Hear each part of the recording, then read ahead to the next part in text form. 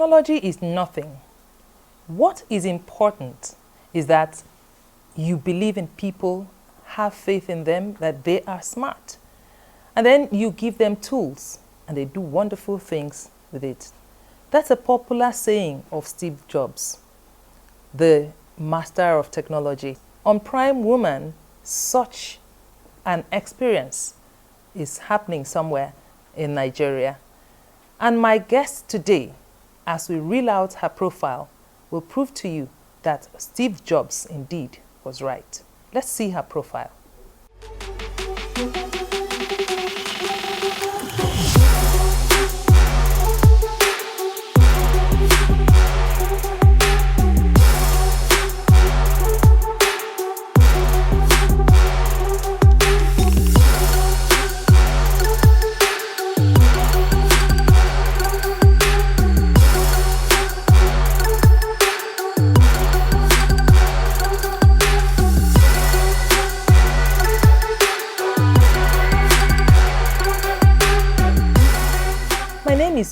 And I have with me on Prime Woman today, as you have seen on that beautiful profile that rolled by, that there's nothing impossible when you have faith in people. Welcome to Prime Woman, dear Wunmi. Thank you, Uju, for having me. And it's very nice to have you around. You have been in the ICT industry. What drove you there? I studied computer science in the university. Even though we don't know too much, but we know there's something around science class, and we are in the science class. You know, and those, they have the nature corner. As a matter of fact, when I talk to people and I remind them of things I did when I was in nursery too. Omolere Nursery School in Akure, Ondo State. I'm from Akure. Tell us about it. So interestingly, as I'm talking to you, I still remember a little bit of that. And that's one of the things I say to parents. Don't take your children to schools where there is no value added. Omolere Nursery Primary School in Akure then was like the first of its kind. And so it was a wonderful experience that some of us were almost like the pioneer students. But while some we have the primary section or the higher level, we started from nursery 2, then you go to nursery 1, then primary 1, and all of that. And I remember that the teachers, they use plasticine. Do you know what that is? Plasticine. Okay. I can't remember when I heard that. So they teach us with plasticines. They give us matchboxes. They bring so many things to the class. So when you are looking at arithmetic, you don't just hear 2 plus 2. They give you the sticks. You do the strokes. You count it. So counting has been a part of me from that little age. And then the plasticines are like all this plain, strips of something. And interestingly, recently I got to know that they use mud to produce plasticine. Oh, wow. As simple as that sounds. Oh, wow. So again, learning starts from that cradle years. And they will make you to design anything at all. And so when you talk about A for apple, you are actually designing the apple. You are actually putting your hands to do something. And then I can't forget that 1 or 2 occasions, they take us to the assembly, we read poems, we recite things. And then over time, they began to select a few of us. Of course, we are becoming sharp. Anything you give the children outside of the classroom, creativities, opportunities to talk. I remember the first time I was on the radio program or the television program, they wanted me to speak about myself.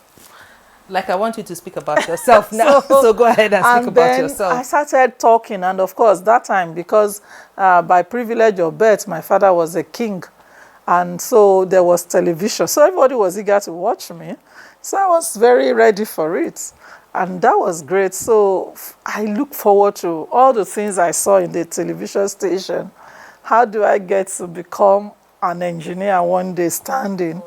And to crown it up, before I left that nursery school, they took us to somewhere they call the Crown Caps Company in Akure, Ondo State. So what did they do there? They just produce crowns or cups cover of any bottle at all. So they produce, yes. And that was my nursery school. So when I got to primary school in Japo, Were you at this point in I nursery think school? 3, 4 or 5 years. And you still have the memory? Yes. And I remember the name of my teacher, Mrs. Ogunjimi. Oh my goodness. Yeah. Would you want to give a shout out to Mrs. Ogunjimi? Shout out to Mrs. Ogunjimi. I don't know where she is in the world. I'm looking for her. And I want to say thank you, ma. This is your little girl, Omo Wunmi Ojoden. Now Wunmi Hassan. Thank you, ma. And of course, the headmistress of my school then, Molire Nursery Primary School, was formed by the fashion artists of Ondo State. Oh. So we want to celebrate you, sir. I know Papa was still alive. I'm not sure Papa is dead yet. Very elderly now. But the wife was the one that owned that school. But to my secondary school at Jacob Estate Primary School in Akure, where Mrs. Olowo Kere was our headmistress. And fortunately, the day I got married, something took me out to go and get something in the market very early, my husband and I, and we just got to the market and I met Mrs. Olowo Kere. Oh, wow. And I told her, Mommy, today is my wedding. And he said, oh yeah, close shop, I'm going. And she was there. Thank you, Mommy. I celebrate all of them, wonderful people. And that's to tell you, these are very important part of our life. Milestones. One of my teachers one day, Auntie Lucy Akerele, shout out to you, Auntie Lucy. I'm sure all of them, if they watch this, they will be excited. That would be She awesome. looked at me one day and said, you can sing well, so join the choir. And she was a music director. And of course, a reverend sister from Ireland, Sister Mildred. Because the principal there, Sister Philomena McGuinness in St. Louis, on the assembly ground, taught every child to speak out. So as a child, I have learned to be independent from that young age. Because you had an effective education. An effective education. That is the thing. So when my daughter, my sons were going to school, and they bring plenty of homeworks home, and I asked, where's the textbook I paid for? And they said they didn't give us. They said we should use the internet. I sent them back to school. I paid for that textbook. Bring it home. Don't decorate your shelf with the textbook of the children. Let them use their textbooks. It is the textbooks that will help them to understand the classes or the subject better. And as a matter of fact, before I took my son from the Ife school, I was seeing a result one time, and I felt, no, this shouldn't be my child's result. So I went to the school. I said, I want to see the syllabus. And the teachers are like, Mrs. Hassan, what is it? That and I wasn't a doctor. So Mrs. Hassan, what is the problem? Everybody, the child is just maybe not concentrating. You know, he's a boy. At this age, they like to be distracted. I said, no. So did you have an educational background? You didn't study education? I didn't. But I just was thinking, if I could do better and learn and understood what they were teaching me, then these other children should. So the first thing that one of the teachers finally obliged me was to bring what they call the educational material or the curriculum plan. And it says, the first page I opened says, on the first week of resumption, make the children to refresh what they have learned before. Especially, I asked for mathematics, so they brought them. He said, bring sticks or brooms and make it to be a counter for them to refresh them of their 1, 2, 3 counting. So I told the teacher, did you ever do this? So that document that the government produced and give to school actually gave such instructions. Okay. So what and it is the application? It is the application that everybody teacher just come. Today, when you see a primary school child, write notes as if he's in a university. So talking about effective education, because like I keep referring to our opening statement where Steve Jobs says, having faith and giving children tools. Effective education will always kick it off. You don't have to come home with homeworks. Okay, what would you have done if with your mother who didn't go to school? Who didn't go to school? With nobody helping me to do it.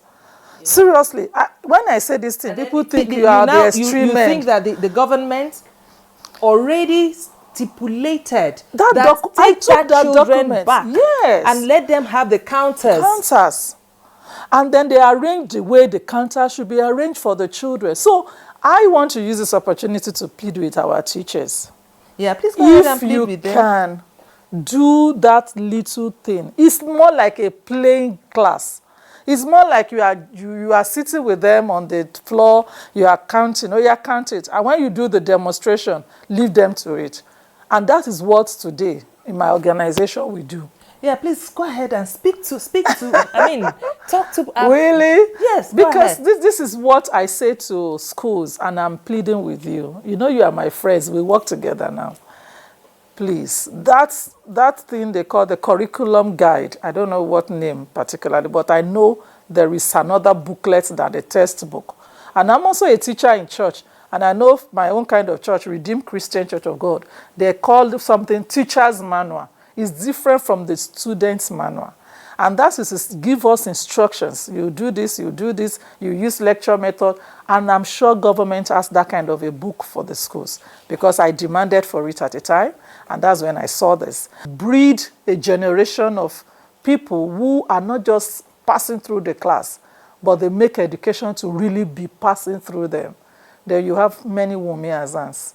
You have many Steve Jobs. Even Steve Jobs, I don't know if he finished his own school. Yeah, but then he didn't finish school, but he schooled himself. He schooled himself. And now he's schooling nations. Exactly. So what I feel is that from those cradle years, we could do a lot to shape minds. I always tell people, when they say, you write computer, even my friends, my colleagues that we study computer science together, they say, why is solar part of our class? It's not part of it. Now, biogas digester that translates waste to cooking gas, I explored it, I created it, we have it, we produced it. And now we have produced a solar vehicle. That's not computer science. My family wanted me to be a medical doctor. But one day, I was sleeping like Samuel, and I heard in my sleep, read computer science. You know, in my father's house, if you don't do anything that is tangibly checklisted, and you can say, oh, Wunmi does this, she sweeps, she's the one cooking breakfast, she's the one doing lunch, your school fees or whatever you tell my father you need, you can say, okay, which one is the most important thing in that your list? School fees, I will pay. Every other one, you need shoe, you need bag, you need a new school uniform. You say your work that intentional parenting. Absolutely. Is what I call this. Thank you. I think that's the right word to use. I will continue to use that. Intentional There is parenting. no free lunch in that house, even though it's a palace. Tell me about, you've held a lot of offices, positions, you know, supervising projects, coming up with innovations and initiatives.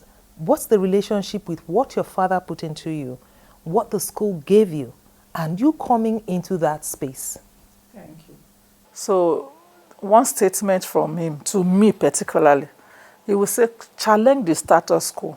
So studying technology management took me from talking about just what is the YDX, what is programming, to how does software, how does hardware affect development. Wow. And I remember being in a science policy research unit of Success University in UK. And he was talking about this Facebook. And yes. I said, but that's what we do in Nigeria as photo book. When you are graduating from secondary school, they take photo of all of you. Yeah. They give it to everybody. So you take it, you remember your friends. I said, so what are you doing that is different? Why are you Oyinbo people? Why are you crazy? Why are you not thinking well? You are not doing something tangible. But that's the Facebook today. We were there. This is something Nigeria started. We started many years from those. As a matter of fact, I'm you one have of your those. own. Yes, everybody has it. We are finishing. Because we paste it and then you write your stories and then you keep it. But again, this is why our application of what we are learning in Nigeria in education should be real.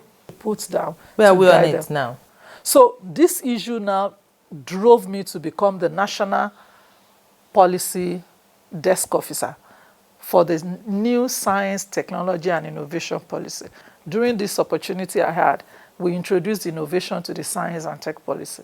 When you are doing a policy for the NTA nationally, you need to call them from those different places to tell you their peculiarities. So you plan their peculiarities into that document. How do you balance, you know, having your hands full with all these activities? By the grace of God, my husband and my son then, I had one child at that time, you know, were really supportive. Of course, my husband is even a no person. It's either you are busy or you are a Or you're lazy busy. person. In fact, my people in church, when I tell them, I said, the moment I'm leaving church, I forget everything about church. I switch off to being a wife. So when I enter my kitchen, everybody in my house knows I don't spend up to 1 hour in kitchen. Because before I came to that kitchen, I've asked myself, what do I want to do? I'm cooking A, B, C, D. So all the materials, pam, pam, pam, I have it on the table.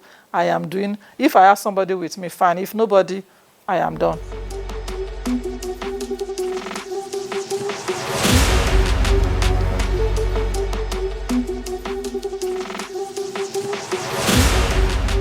And I finished saying my prayers. The first thing you see me on the phone, I have plenty messages waiting for my responses. People are calling for. So I start my day almost like start work. You come to my house, under 30 minutes, pounded yam is ready. So you take your time and plan your day. When I need to do office work, officially, my office starts 9 a.m. and closes 5. So subconsciously, once it's 5 p.m., even if there are other pending work, I switch over to the house. If there's nothing for me to do, I relax and watch TV and play around. Yeah, I was actually going to I ask, play well, how around. do you Yes, relax? How I do play you around. I unwind? like to. I don't like a quiet environment. My kind of work. You have been hearing machines. You have been hearing. So when I'm doing anything, something must be making sound that will make me to be distracted, and then I use that to. And that is, some people don't like that environment, but that's the environment I like. So once I am done, 5 p.m., 6 p.m., I am just there. And of course, being a pastor, you have to go for midweek services. I switch over. I am gone to church. And then when I'm coming back, I'm back to my work. When I have to do my wifey duties, I do my wifey duties. I see what you're wearing. It's very lovely. Thank you. So when people say, I like what you wear, I'll go to Lagos, go and buy clothing. I will sell to those who are working. After the end of the month, they collect their salary, they give it to me. They pay me back. So I enjoyed it. Most important thing to me as a woman is that you must have finances. You must have money. So I know how to bake cake. I like home garden.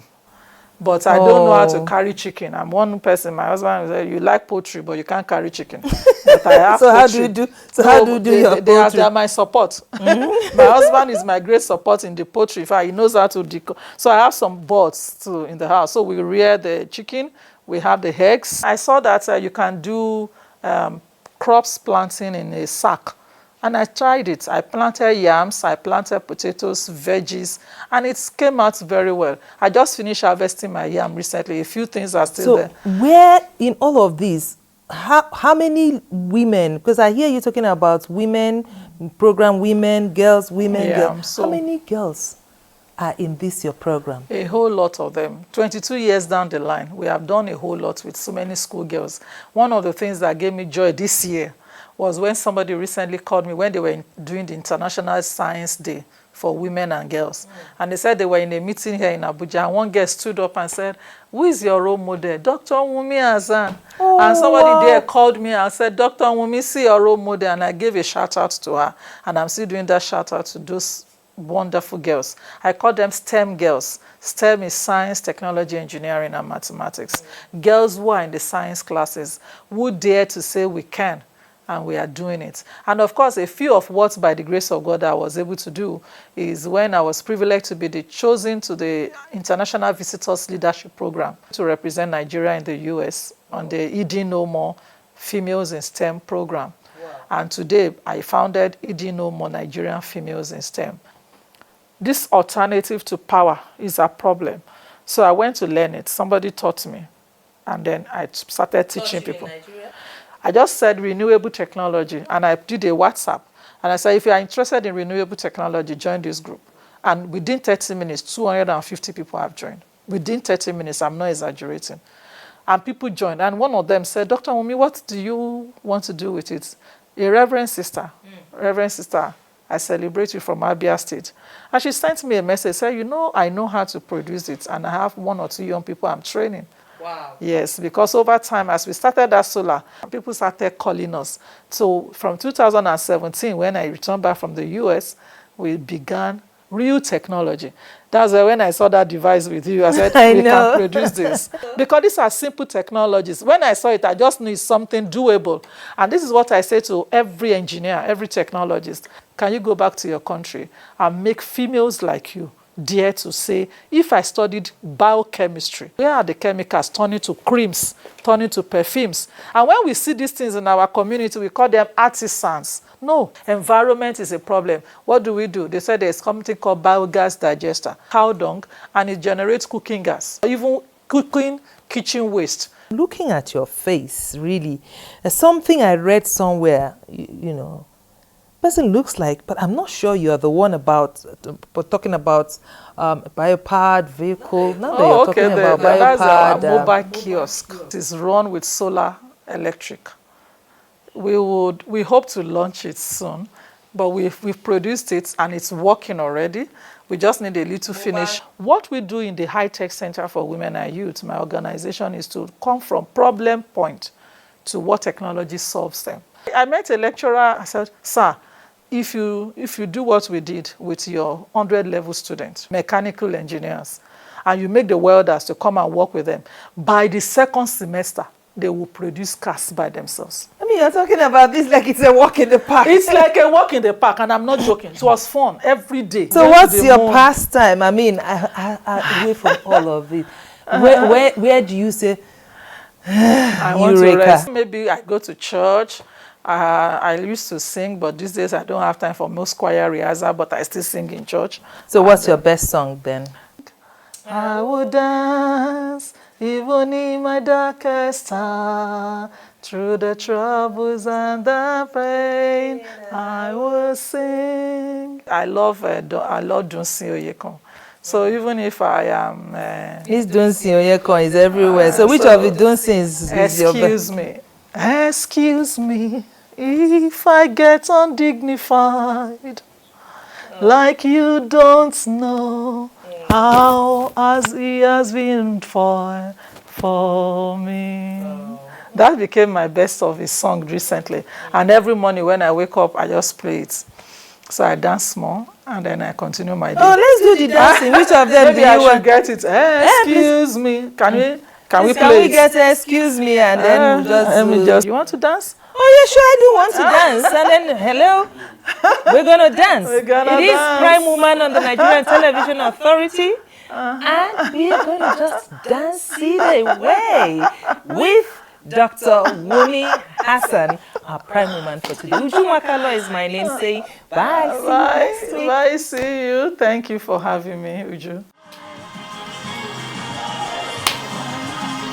I will testify.